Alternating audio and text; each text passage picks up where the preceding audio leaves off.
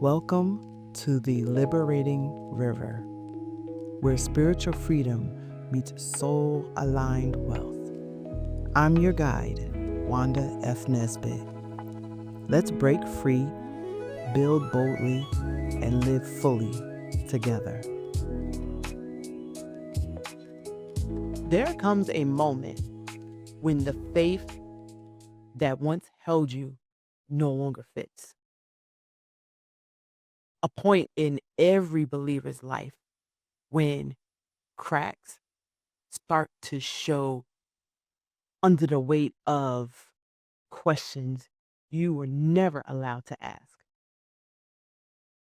It is not rebellion, it is recognition. Something in you continues to whisper, must be more. Maybe you're at that place right now, standing between what you were taught and what your soul knows.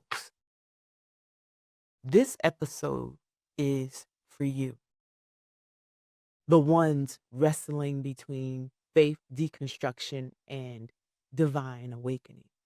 Because sometimes losing your religion is the first step to finding your God. In today's episode, we are diving deep into one of the most sacred, I believe, crossroads of the spiritual path. It is when your faith system no longer fits, but your heart still believes. Faith deconstruction is not destruction. Hear me. Faith deconstruction is not destruction. It is clarity. It is when your soul starts to audit the architecture of your belief system, asking, hmm, who told me this? Why do I believe this? And does it still align with the truth that's unfolding within me? Many people fear this phase because it threatens community, belonging, and certainty. But I promise you, questioning is not the enemy of faith. It is the evidence of life. Just as a seed must crack before it can grow, your understanding of God must expand way before and beyond the walls that you once felt safe before you can truly grow. I realize, you might start to feel the edges of your old beliefs cracking. This is in my opinion. You feel it cracking, but I don't think it's to stop you from being with God. I think it's causing you to do that because you truly love God. Because you started hearing God in places your religion told you not to listen. Again, this is not about rebellion. This is about resonance. This is about moving from borrowed belief, things that you have been taught and told from other people's life's journeys, to your own personal revelation. Maybe it began quietly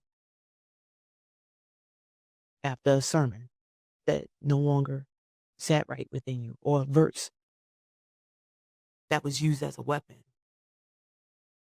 or a rule that made you feel small or someone you know feel small. Or maybe, and unfortunately, it came through a wave of grief and loss and betrayal.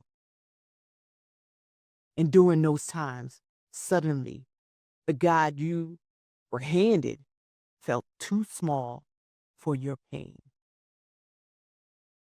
I am a witness. I have experienced actually all three of those down through my life's journey, the weaponry of scripture verses. And unfortunately, it's a constant thing when you are in certain institutions. The rules embedded in religious institutions are based on making people feel small, unworthy. I lived that for years. And in those times, I felt that God was not in my vicinity. That's what I felt. God was not in the vicinity. And if I go deeper into that, I feel like God didn't care. But I started deconstruction. I grew, I stretched, and I learned. And because of that, I had the faith to know God would be with me during the last 5 years of grief and loss. So, yes, I know I have been where you are or you're going or where you have been. So I'm there with you. You did not plan for a faith deconstruction. Neither did I, but it happened. We just woke up one day and realized, I can't unknow what I now know, what I've now experienced. And that's where the breaking begins. It is also where the breakthrough hides. So take a deep breath with me. You know me and my breath work. Take a deep breath with me. Recenter yourself. Because this is not about losing faith. This is about finding what is real beneath what you were told. We fear deconstruction as if it is destruction. Well, let me define both of those words for you. I'm gonna try and do it in its simplest definition in terms for you. I did look it up. I looked it up in the Merriam-Webster dictionary, and according to Merriam-Webster, deconstruction is nothing more than analyzing something to discover its true significance. That's it. To analyze something to discover its true significance or its true essence. If we look further down into the terms, destruction, according to Merriam Webster, is defined as the action or process of destroying something. So one analyzes while the other destroys. Two totally different worlds. Now that you have clarity on the terminology, I know the title resonates different with you. We are not here to destroy faith. We're here to analyze faith. We are not tearing down faith. It is about honesty. It is about realizing that you have been living on borrowed beliefs, someone else's language for your personal relationship with the divine. Faith deconstruction does not attack God. It is a sacred unlearning of the filters that distorted your view of God. How? Well, you begin to notice how guilt was used to guide you. You begin to notice how shame was mistaken for conviction, how obedience was often misused and labeled as silence. And when you finally say, I can't do this performance anymore, it feels like a free fall. At least it felt like that for me. Because the structure that once gave me and gave you the identity, it no longer holds. It's no longer true. But the great news is it is okay. And it is okay if you are scared. It is okay if you do not know what to believe right now. That is the best space and place you should be. That disorientation is what I believe is the divine awakening. It is the beginning stages of you truly getting to know God. It is that difference between faith deconstruction and divine awakening. One is the analyzing, the looking things, dissecting things. The other is for unfolding. And I get it.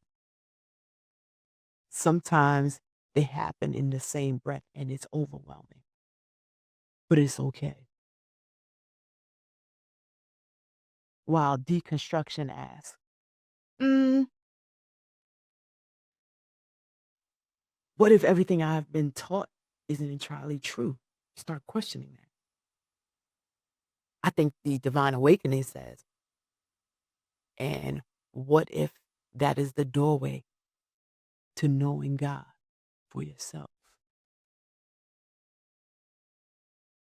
When you are in deconstruction mode, you question everything: the text, the religion, the system, yourself. When you are in awakening mode, you begin to see that God was never trapped in those boxes. Hear me, God cannot be contained. We were taught to contain God, and that's the problem. We learned through our environments to label and only do things that make sense. And I'm going to put those in quotes: make sense. But you know what I realized? God does not do things that make sense. Down in history, look at all the sacred writings. God did a lot of things that, from our eyes, do not make sense. And that is why it's hard for many of us to understand truly who God is. But think about it. And I'm going to let you sit on this too. Think about it. In the scriptures, specifically in the Old Testament, the book of Numbers, chapter 22, it speaks of a talking ass. Let us be real. If an ass started talking to you today, what would you do? How would you react? How would you attempt to classify and structurally define that phenomenon? Because I know we would, because it makes sense. Because the reality of it is, one,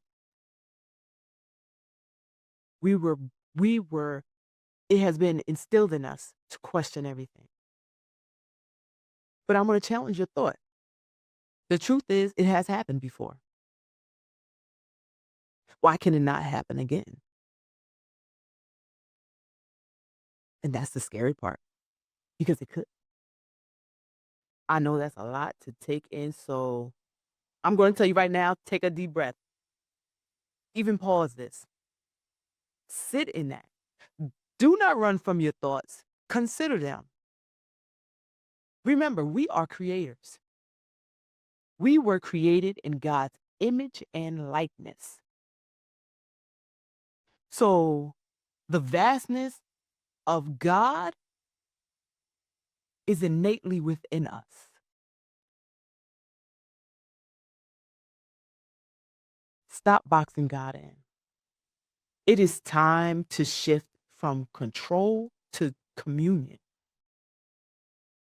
from performance to presence, from religion to relationship. But I'm going to be honest with you. That in between season hurts. It does. It hurts. You lose belonging before you find becoming. I'm going to say that again. You lose belonging before you find becoming. Friends, will fade away, walk away, run away from you. Family will question everything you do. They want to start praying for you constantly and talking about you in their circles and strongly suggesting, you know, what has what was already in place, that tradition, I'm gonna say, that's been in place, that they want you to still hold on to and continue to do while you're going through your process. You might even question yourself because you're no longer who you used to be. Neither have you arrived to where you becoming. So you're in that middle place, that that spiritual wilderness where you're by yourself. Stay tuned. To be continued. Coming next week. Thanks for flowing with us on the Liberating River. Subscribe, share, and come back next week for more wisdom, wealth, and alignment. Stay free, stay grounded, stay bold.